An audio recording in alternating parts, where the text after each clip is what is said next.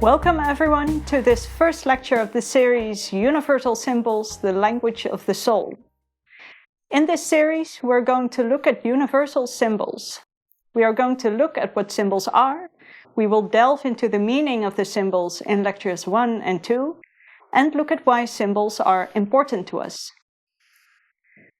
In this lecture, the circle, the triangle, and the cross is quite an abstract one. I'm going to take you through the meaning of these three, perhaps most ancient and universal symbols there are. This lecture consists of 2 parts. In part 1, we will look at what symbols are, and what the meaning is of the circle, the triangle, and the cross. In part 2, we will look at man. We are going to apply these symbols to man and look at their meaning. Let's start with part 1. With a general question, what are symbols and what is symbolism? We encounter symbols everywhere in our lives. Just when we drive a car, for example, and almost nowhere is anything written to show us the way. Most of it is done using symbols. Traffic lights tell us whether it's safe to continue or not. Signs let us know what awaits us further down the road. Perhaps a sharp turn or bad road. Our dashboard is completely packed with symbols. Fuel gauge, headlight indication, turn signals, oil level, temperature. All symbols to communicate certain ideas or messages to us. Of course, these are all daily symbols, but symbols also appear in other places, such as mythologies and religions. One such example is the tree of life. You will find stories about this tree all over the world. Everyday symbols such as traffic are not that complicated. These symbols are about very earthly matters, things you can understand and experience with your physical senses. For example, a sign stating that a sharp turn is approaching, you can see that turn with your eyes shortly after the sign. Symbolism from mythologies and religions appeal to something internal, to our inner senses, our inner imagination. Last year I gave a lecture on the Eddas, and when I started my research, I was swimming in symbolism. Everything was symbolic from start to finish. And when I started, I found it very difficult to understand what it was actually about. Initially, I used all kinds of sources to do the research. I wanted to know who was or what stands for what, because so many names pass by. But eventually, I realized that it's not about all those details. Not at all. It's actually about a story about something very universal. If I had to sum it up, I'd say it's about how life is put together, both big and small. That life is one big coherent whole, and that ethics is therefore the basis of existence. And that all life follows the same universal path. And that is on the one hand to become increasingly aware of life as a cooperative whole, and on the other hand to act accordingly by making everyone's unique contribution to life. When you look at other true mythologies and religions from that perspective, you actually see the same story everywhere. They all tell us the same universal message, clad in universal symbols. Sometimes exactly the same symbol, such as the tree of life, but sometimes also slightly different to match the culture at that location. But always the same underlying universal idea, the same message. In the book Isis Unveiled, I saw a piece of text of which I thought, yes, that's exactly what symbols are. And it goes like this. Every one of these symbols is an embodied idea, combining the conception of the divine invisible with the earthly and visible. The former is derived from the latter, strictly through analogy, according to the Hermetic formula, as below, so it is above. In other words, a good symbol physically reflects as closely as possible the idea behind it. For then is the embodied symbol here below of this physical world a reflection of the immaterial idea from above, of the spirit world, like an analogy. As we talk about symbols and how this works with ideas embodying, we touch upon perhaps the most fundamental and universal idea of Theosophia, the idea of spirit and matter, that the invisible spiritual clothes itself in visible matter. Like an idea that you can have and will implement, the idea in your head is invisible and immaterial. For example, you may have the idea of making a chair. You collect wood and tools and start making it. But also an idea to write an article. You have an idea and write the article. In both cases, you make the idea visible. Connected to this fundamental idea of spirit and matter are the universal symbols that we will discuss further in this lecture. The circle, triangle, and cross. In this lecture, I will not discuss all variations of these symbols, but my intention is to go back to the original meaning. So hopefully, after this lecture, you will be able to understand the different variations on your own. In other words, I do not mean to give you a fish, but a fishing rod instead. When we want to go back to the original meaning of these symbols, the books The Secret Doctrine and Isis Unveiled help enormously. These are books written by Helena Petrovna Blavatsky. In The Secret Doctrine, she explains the original meaning of these symbols and how they appear in different traditions, such as Christianity, Hinduism, Plato, but also the ancient Egyptians. Therefore, I thought it would be useful to start with her approach. So let's look at the symbols in the proem of The Secret Doctrine. These symbols form the basis from which the circle, triangle, and cross originate. You can already see the circle on the left and the cross on the right. There's also a triangle somewhere in there, but it's a bit hidden. I'll explain them one by one shortly, but first, without knowing everything exactly, let's look at what ideas they evoke in us. First, it's important to read the symbols from left to right. We probably already had that tendency, but just in case. If you look at it that way, it might seem like something of a process, as if something multiplies. Maybe you can also see something in it of numbers.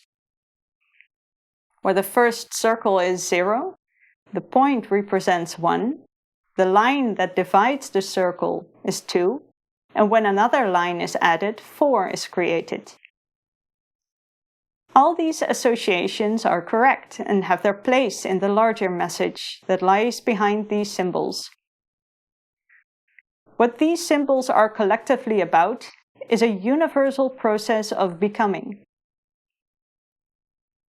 About how seemingly nothing becomes something, from invisible to visible, a universal process of unfoldment or expression. It is important to emphasize the word universal. This universal process of becoming does not only apply to man, but to all that lives, whether human, animal, or plant, but also the development of ideas and their expression, even the development of the entire universe. The Secret Doctrine consists of 2 volumes, and the first volume explains how from the seeming nothingness, the whole cosmos and everything it consists of comes into being. This process, therefore, applies to everything, large and small. Let's take a closer look at these symbols by looking at them one by one. It all starts with boundless space. This is called sunyata in the Buddhist tradition, the emptiness. On the other hand, in the Greek tradition, it is also called pleroma, the fullness. Now, I understand that this sounds very abstract, which makes it seem very far away. But it's not. Everything we see in these symbols is something real. You can perhaps imagine the emptiness more when you see that life seems to come from nothing. And when something dies, it also seems to return to emptiness or nothingness. You can also ask yourself, could that emptiness actually be a fullness? Because something can come out of nothing, right? Also, when we learn, this seems to come out of nowhere. And at the same time, what we learned already existed, but we just didn't see it yet. Again, that apparent emptiness and fullness. There is always a limit to what we can comprehend or contain. But apparently we can stretch this limit further and further. Of the boundless space, there is a range within which we can perceive, and that is the round circle, like a light that shines in the dark. This circle represents unity, the phase in which spirit and matter are still one. But later, when activity starts within this circle, it's like a stage for us where we see life appear and disappear. Animals, plants, but also stars. And where we can gain experience in life. This circle indicates the limit of what can be comprehended in total for us as human beings. Now we can ask ourselves the next question. We can perceive things within this range, but what is it that has this range? What is this cause?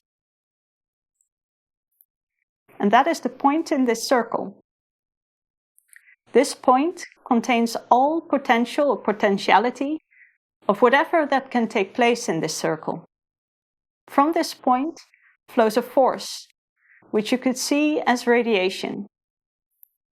This radiance, this vibration that this point emits, is the basic pattern for everything. It's the grand scheme of things. This point or germ is the top of the universe.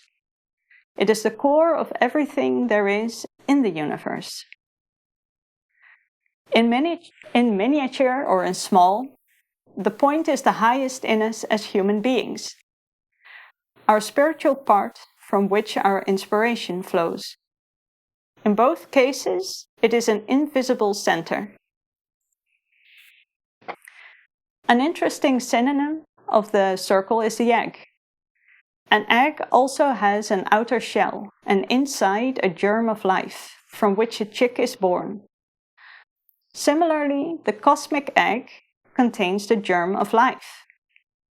When the chick is formed in the egg, it bursts out of its shell and emerges. The same happens with this point. When it has grown, it bursts forth into other spheres of manifestation and activity, as it were. Let's move on to the next stage. The point becomes a line. The spiritual point attracts the first layer of matter.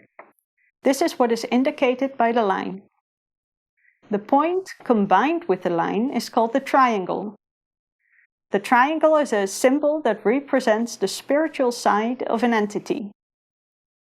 A side that works behind the outer entity and is therefore invisible. A side that is invisible for all life that is yet to come. It now seems as if the point is gone, but it is not so. The point is and will remain the pinnacle of everything to come. It remains the keynote of everything that takes place on this stage.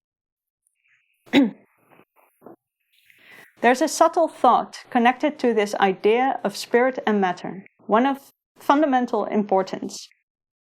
Because when we talk about spirit and matter, it sounds as if they're two different things, but actually there's no difference. Rather, it's all life, but just on different levels of consciousness. The point flows through everything. It's cooperation of life on different levels of consciousness. For example, like the birth of us as humans, at some point we begin our journey to Earth. Layer after layer, we attract living building blocks that compose us. But even though these building blocks are wrapped on various planes or layers around our spirit, we are still there, as a spiritual entity, working behind and through this visible living matter. The spirit side, the force that drives the living matter of which we are made. The basic idea of this is that there are different levels of consciousness, but all life has the same consciousness potential, and thus have the same potential to grow. One being has simply expressed more of this consciousness potential than the other being. So the fundamental point is, if all life is equal in this sense, then it depends on the perspective of the viewer whether you call something spirit or matter. All life has the same consciousness potential. Life is just one big cooperating whole. Let's move on to the next stage. In this phase, the spiritual point is further expressed in matter. The vertical line represents the spiritual, and the horizontal line represents the material. The core, the further developed consciousness, has wrapped itself in several veils consisting of living beings. With this complete mixture of spirit and matter, you can now truly speak of a manifested living being.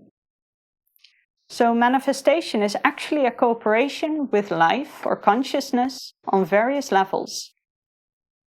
Next to a human being, a very visual example of this is the Earth as one large living organism, with all its forms of life in the air, in water, in the earth, from microscopic to gigantic. Earlier this evening, the symbol of the Tree of Life passed by. The Tree of Life is a symbol or a synonym of the cross.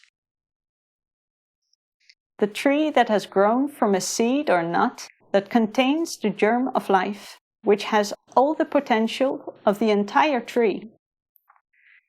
This germ has rooted itself in soil or matter, and from this has grown the entire tree with all its individual branches and leaves. In this symbol, you can see all the phases we've gone through in one.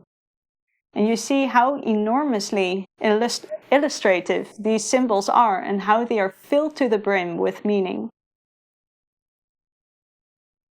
By learning to understand these kinds of symbols, you not only understand the symbol, but you learn to understand life as a whole.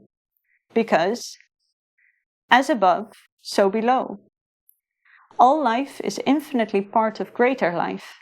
The basic pattern or the spiritual point or core is reflected in all the smaller forms of life around that core.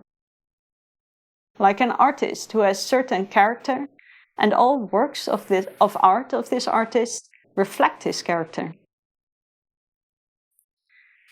Before we start with a break, I would like to share one more idea with you about movement. Because when you look at these stages of becoming, you see something of movement, which is actually a cyclical movement.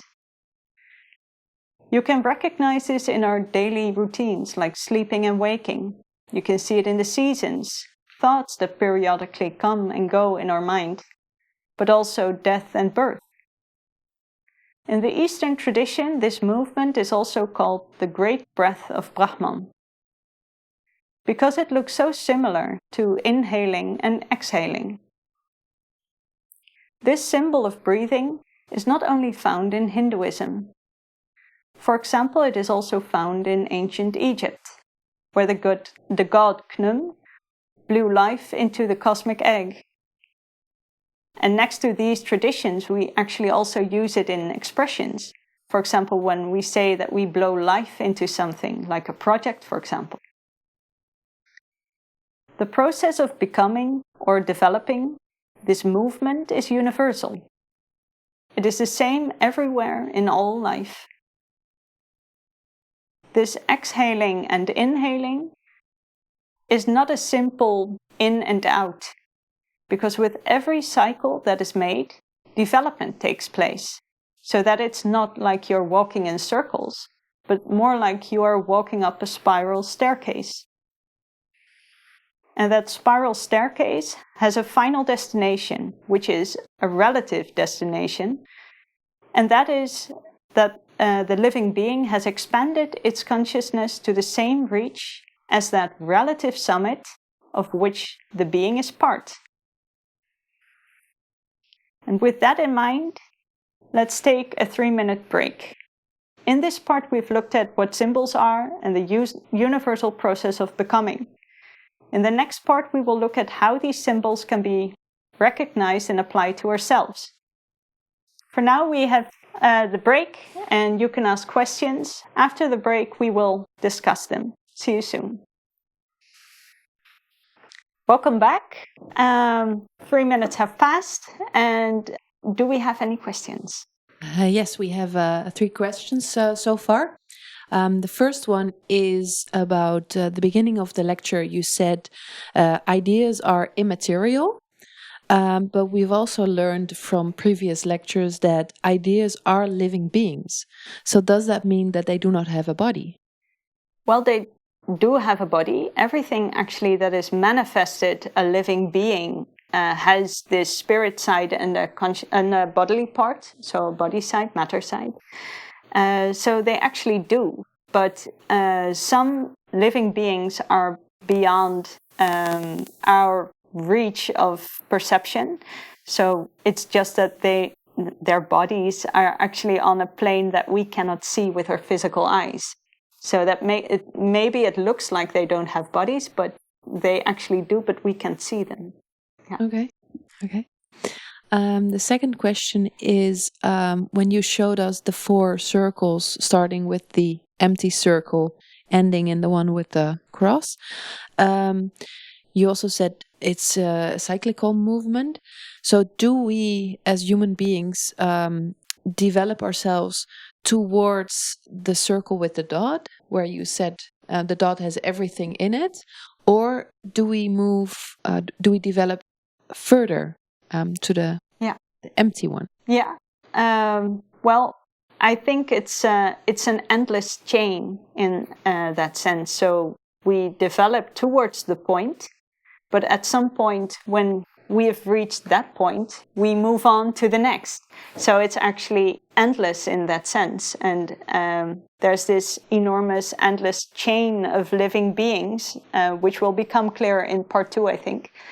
And everything nudges the other to activation, and we help each other to grow. And at some point, we've reached the summit of our hierarchy, so to speak.